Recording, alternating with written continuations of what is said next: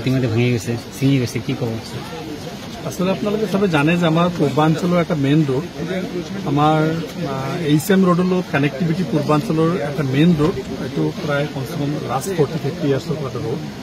সেই ৰোডটো যোৱাকালি ৰাতি ইৰোডেড হৈ গৈছে। বানপানী, মেঘালয়ৰ যিটো বানপানী আৰু আমাৰ যিটো পানী, মেঘালয়ৰ যিটো ভাৰতী বানপানী, তাৰ কাৰণে আমাৰ 3টা কাঠৰ ব্ৰিজ আৰু আমাৰ এই মেইন ৰোডটো উঠি গৈছে। আৰু এইটো উঠি যোৱাৰ ফলত এটা ব্যাপক ক্ষতি হ'ব, কাৰণ আমাৰ ইয়াত কেইবাটাও school, higher secondary, college, private school, hospital, post office, থানা, বিভিন্ন ধৰণৰ বজাৰ আছে, যিটো মানুহৰ যোগাযোগ ব্যাহত হৈছে। আজি বহুত ষ্টুডেণ্টে পৰীক্ষা দিব পৰা নাই। এনেকুৱা এটা অৱস্থাৰ সৃষ্টি হৈছে, হাজাৰ হাজাৰ মানুহ ক্ষতিগ্ৰস্ত হ'ব। সেইকাৰণে মই ৰাতিপুৱা গৈ ডিচিৰ লগত বহি আলোচনা কৰি ডিচিক লগত লৈ আহিছোঁ যে বলক আমি গৈ এটা সৰজমিন তদন্ত কৰোঁ।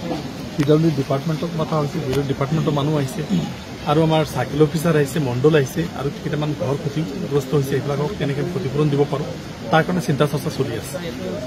এইটো কেনেকৈ আমি অনতি পলমে ইয়াত এটা যিটো টেম্পৰাৰী ব্ৰিজ, 3-4 মাহৰ কাৰণে ব্ৰিজ, আমি যিহেতু আপোনালোকে সবে জানে এই ৰোডটো 12 কোটি টকা চেংচন হৈছে, বহল কৰি কাম কৰিম, বহল কৰি কাম হ'ব।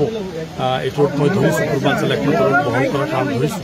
সেইটো কাম ষ্টাৰ্ট হৈছে, আপোনালোকে গাৰ্ডৱাল বান্ধা ষ্টাৰ্ট হৈছে, আপোনালোকে দেখা পাইছে। সেই কামটো হ'ব।